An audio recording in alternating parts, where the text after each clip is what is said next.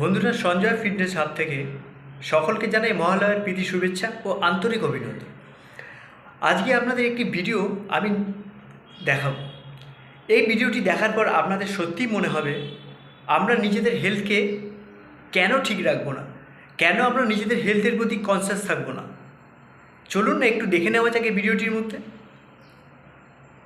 বন্ধুরা, 6টি পয়েন্ট আমি আপনাদের সামনে তুলে ধরব। আশা করি এই 6টি পয়েন্ট যদি আপনারা মেনে চলেন এভরিডে, তাহলে আপনারা হেলথ অনেকটাই ঠিক রাখতে পারবেন। ফার্স্ট পয়েন্ট হচ্ছে রানিং।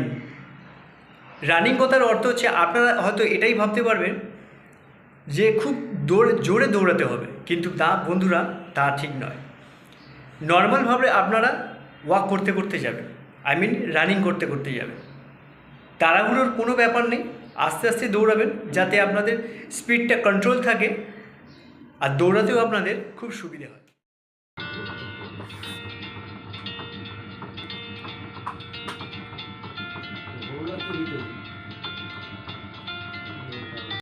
দু নম্বর হচ্ছে ব্রিক্স ওয়াক।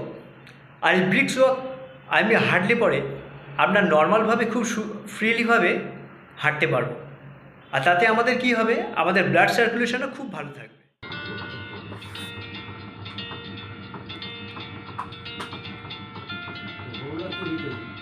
বন্ধুরা, 3 নম্বর পয়েন্ট হচ্ছে সাইকেলিং।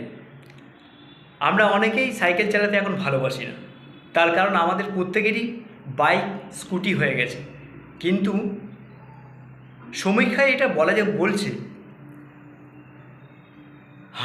হাঁটা এবং সাইকেলিং দুটোই প্রত্যেক মানুষের অনেক কমে গেছে।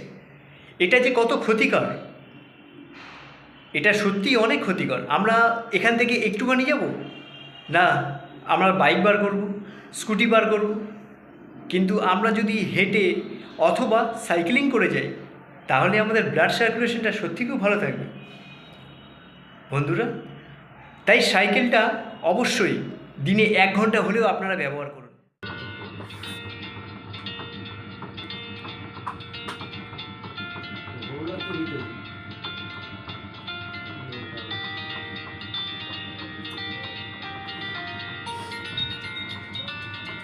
পরের পয়েন্ট হচ্ছে সুইমিং।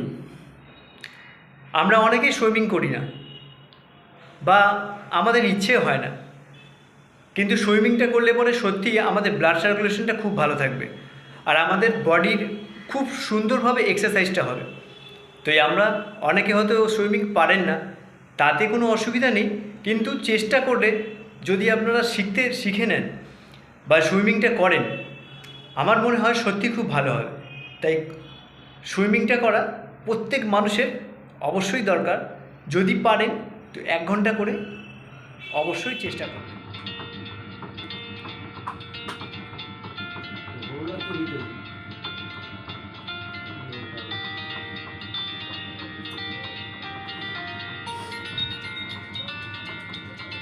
আমরা অনেকে কী করি, এক্সারসাইজ করি, কিন্তু এরকম বলা নেই যে আমাদের হেভি ওয়েট তুলতে হবে। আমাদের এজ অনুযায়ী, আমাদের বয়স অনুযায়ী আমরা আমাদের মতন ওয়েট তুলে আমরা নিজেদেরকে হেলথকে ঠিক রাখতে পারি। কিন্তু আপনার যদি মনে হয় যে আপনি বেশি ওয়েট ক্যারি করবেন, যদি এটা আপনি পেরে থাকেন, তবে এই ক্যাপাসিটি যদি আপনার মধ্যে থাকে তবেই আপনি বেশি ওয়েট ক্যারি করুন, তা না হলে একদমই করবেন না। নর্মালভাবে যাবেন, নর্মাল এক্সারসাইজ করবেন, নর্মাল ওয়েট ক্যারি করবেন, তাতে আপনার হেলথ অবশ্যই ঠিক।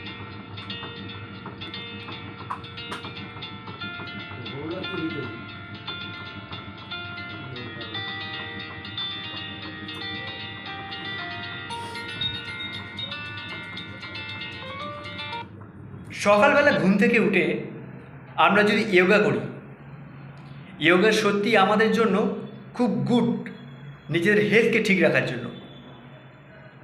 সব কিছু করার মধ্যে দিয়ে আর্লি মর্নিংয়ে উঠে আমরা যদি 1 ঘন্টা করে যোগা করি, আমাদের হেলথকে আমরা অবশ্যই ঠিক।